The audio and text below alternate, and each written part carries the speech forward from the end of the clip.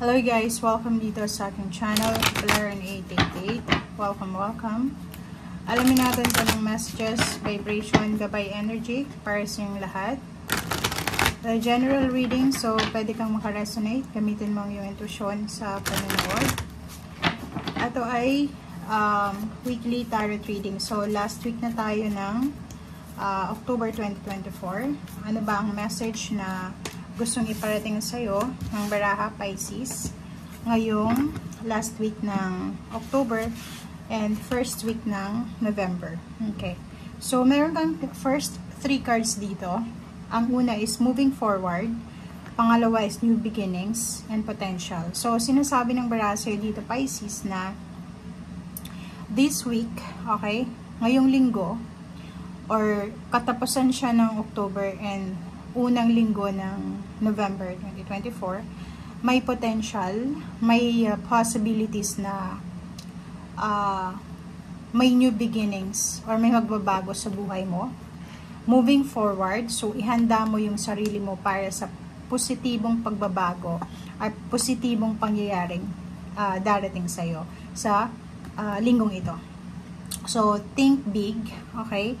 Kung halimbawa ngayon habang nanonood ka, medyo disappointed ka kasi hindi mo makuha kung ano yung gusto mong makuha sa buhay. Like, ang dami-dami mong mga manifestation, tapos sinasabi ng tarot na darating pero hindi dumarating. Dito sinasabi na think big for the future. So, huwag kang masyadong nakafocus sa kung ano yung wala ka sa ngayon or kung ano yung nade-delay sa ngayon. Okay? Moving forward, sinasabi na be positive. Ihanda mo yung sarili mo para sa anumang pagbabago na posibleng dumating sa'yo. Lalo na doon sa mga gustong mabago yung takbo ng buhay nila, mapa-emotional or financial or anything na gusto mong mabago. Okay?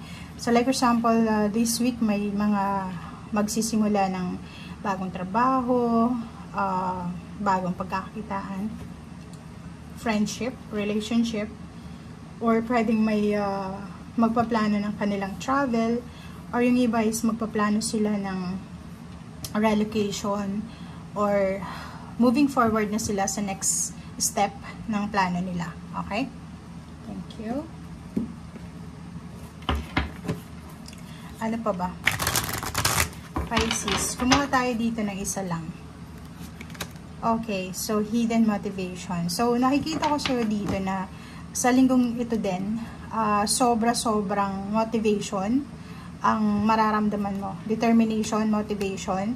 Kasi para siyang, para siyang Ace of Pentacles. So, kung ano man itong mangyari sa linggong ito, ano man yung nakatagong swerte, milagro, or anything na hindi mo nakikita pero on the way na, siya yung parang magdadala sa'yo ng motivation in regards sa money, relationship, kids, luxury, travel, any types ng luxurious things, tangible things, or financial things. Okay? Okay.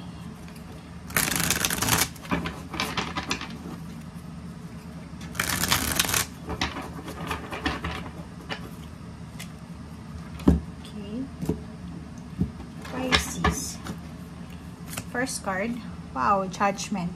So, isang decision making, isang paglabas ng emosyon. Like for example, may mga itinatago kang emosyon, may mga itinatago kayong sikreto or anything, lalabas siya sa linggong ito. So, may revelation of truth, revelation of kung ano man na sikreto, may i-reveal sa'yo ang universe na nakatago siya. Like, purpose, or pwedeng yung reason kung bakit nangyayari ang lahat na ito sa buhay mo.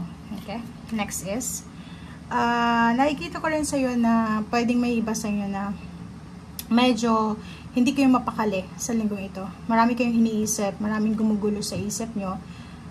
Siguro sa dami-daming opportunities na makapagsimula ng bagong buhay, at opportunities para sa future mo, siguro hindi mo alam kung ano yung decision making na gagawin mo. So, medyo hirap ka. So, etong The Empress, it's a manifestation ng 3 cards na to. Okay? So, ibig sabihin, it's a new beginnings. may pagkakataon ka para magsimula ng bagong buhay, may pag-asa, punong-puno ng pag-asa, hope, and determination. Moving forward, maraming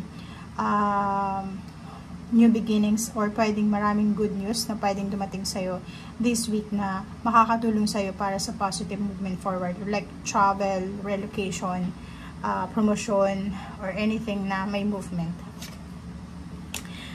Dito sa baraha mo, since nandito yung Emperor and Empress, 3 and 4, magkakasunod siya. Sinasabi na sunod-sunod yung empowerment, blessings, fertility, balance, stability, recognition, rewards. Makakatanggap ka sa linggong ito ng possible na sulat. Okay, importanteng sulat siya na pwedeng magdala sa'yo ng empowerment. So, reclaiming your power. And linggong ito is parang, ito yung linggo na maghuhudyat sa'yo na parang ano ka, phoenix rising from the ashes. Siguro ilang buwan kang walang ganap sa buhay. Ilang buwan kang nakatenga, nagbakasyon, nagpahinga. And this week ay parang sinasabi, ito yung parang i-revive yung kung ano yung medyo hindi active sa buhay mo. Parang ganun. Okay, in the world cards, yun. It's a completion. So, ano man tong hinihintay mo, ano man tong decision making na gagawin mo this week, ay siya yung kukompleto ng mga plano mo. Okay? So, itong the world card is either plano kung saan ka magta-travel, magbabakasyon. Ang linggong ito is magdidetermine ang linggong ito kung ano yung plano na pinaplano mo for several months. Ang linggong ito is siya yung magsasabi kung itutuloy mo ba siya or ihahang muna.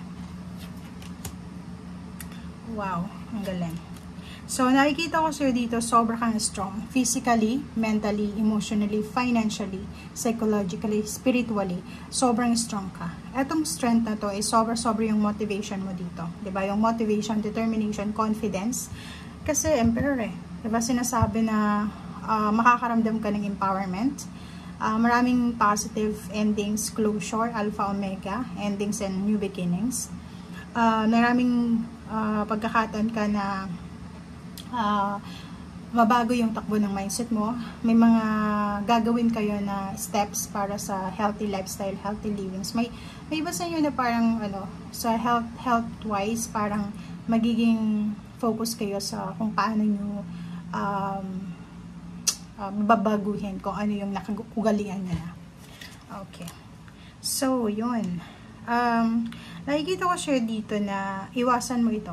Kasi pwedeng sa dami-daming opportunities, mga offers ng new beginnings or marami kang gustong simulan, pwede kang napuyat sa gabi sa sobrang pag-iisip. Huwag mo itong gagawin kasi pag napuyat ka ulit, maapektuhan nito yung emotion mo, maapektuhan nito yung trabaho mo. Okay? So, dito din sa Knight of Swords, sinasabi na huwag kang magpadalos-dalos sa linggong ito. Kailangan mong maging mapasensya. And at the same time, sa usaping pera, posibleng kung ano man itong hinihintay mo or medyo nagbibigay stress sa'yo, like may sinisingil ka tapos hindi nagbabayad, or pwedeng may hinihintay kang lump sum, incentives, bonus, or payouts, payments, pero hindi pa siya dumarating. So, dito sinasabi, isang napakabilis na balita, letter, chat, call, confirmation na pwedeng siya yung magdadala ng balanse sa inyong buhay. Okay? And nandito yung star card. So, yung star card sa iyo is nagsasabi na ang linggong ito is punong-puno ng pag-asa. Wish fulfillment, positive news, balanse, balancing pamumuhay. Okay? And kung makikita mo dito, sobrang busy ka. Busy ka sa ginagawa mo. It's either busy ka sa trabaho, busy ka sa business, or busy ka sa pagta-travel, or busy ka sa pagpaplano. Victory, success. Meron ding mga promotion, yun nga, may mga payouts ka na hinihintay. And posibleng dumating na siya ngayong linggong ito.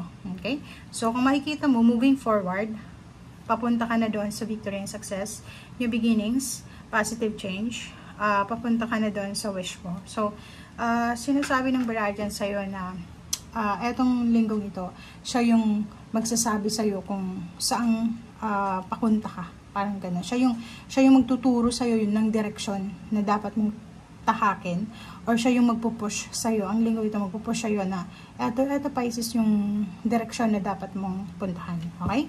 So, thank you guys for watching and see you again. Bye!